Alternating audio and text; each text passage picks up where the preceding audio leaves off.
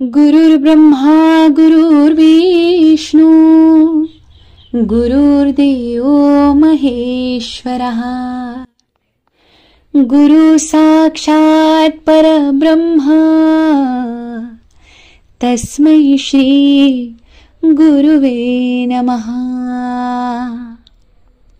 ब्रह्मानन्दं परमसुखदं केवलं ज्ञानमूर्तिं द्वन्द्वातीतं गगनसदृशं तत्त्वमस्यादिलक्ष्यम् एकं नित्यं विमलमचलं सर्वादिसाक्षिभूतं भावातीतं त्रिगुणरहितं सद्गुरुं तं नमामि।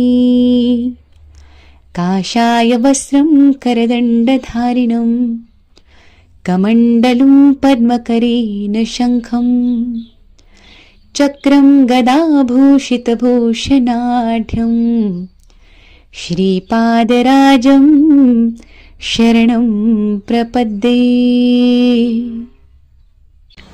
श्री गुरुचरित्र अध्याय 2 मराठी भावार्थ। पूर्वी गोदावरीच्या तीरावर अंगिरस ऋषींचा आश्रम होता. तेथे वशिष्ठादी अनेक ब्रह्मर्षी तप करीत असत. त्यामध्ये पैलमुनींचा पुत्र वेदधर्म नावाचा एक विप्र होता. त्याला अनेक शिष्य होते. त्यापैकी दीपक नावाचा एक शिष्य होता. तो शिष्य मोठा गुरुभक्त होता. शास्त्रे व पुराणे यांच्या अभ्यासात गुरुसेवा करीत असतानाच तो प्रवीण झाला. एके दिवशी वेदधर्माने आपल्या सर्व शिष्यांना एकत्र बोलावले आणि म्हणाला, शिष्यांनो, माझे एक पूर्वजन्मी केलेले कर्म आहे.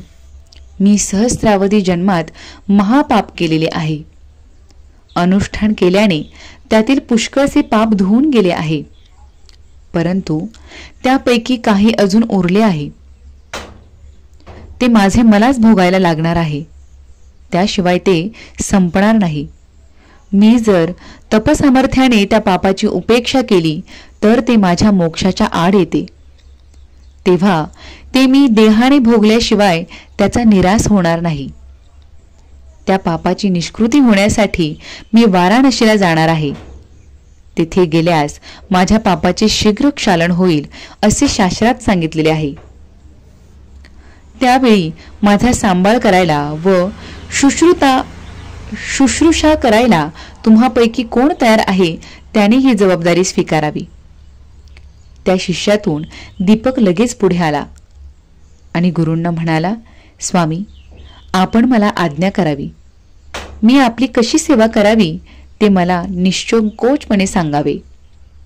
काया वाचा मने मी आपली मनापासून सेवा करून आपणाला त्या व्याधीपासून मुक्त होण्यास मदत करू इच्छितो. मी स्वतः आपले भोग स्वीकारायला तयार आहे.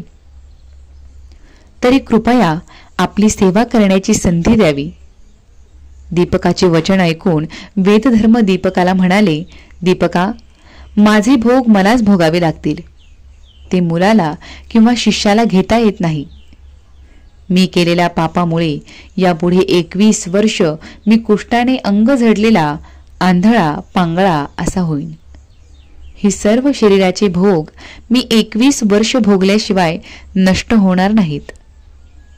तेव्हा त्या सर्व काळामध्ये तुला माझी सेवा करण्याची इच्छा असेल तर तू मला काशीला घेऊन चल. तुझ्यामुळे हे शिष्योत्तमा मी शाश्वत पदास पोचू शकेन.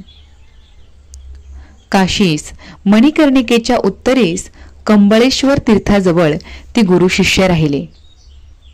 तेथे वेदधर्मास कुष्ठरोग झाला. गुरुला दिलेल्या वचनाप्रमाणे दीपकाने गुरुची अत्यंत मनोभावे सेवा केली.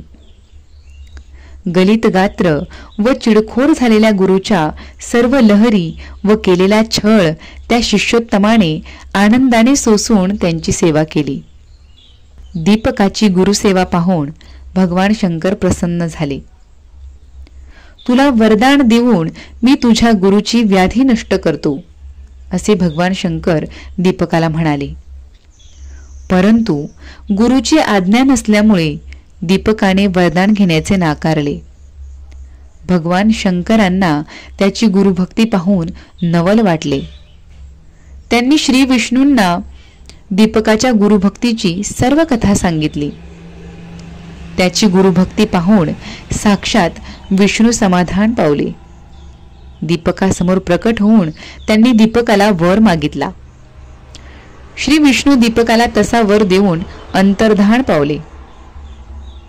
दीपकाने अधिक गुरुभक्ती करण्याचे सामर्थ्य व ज्ञान द्यावे, म्हणजे मला गुरुची सेवा अधिक चांगला करता येईल असा वर मागितला.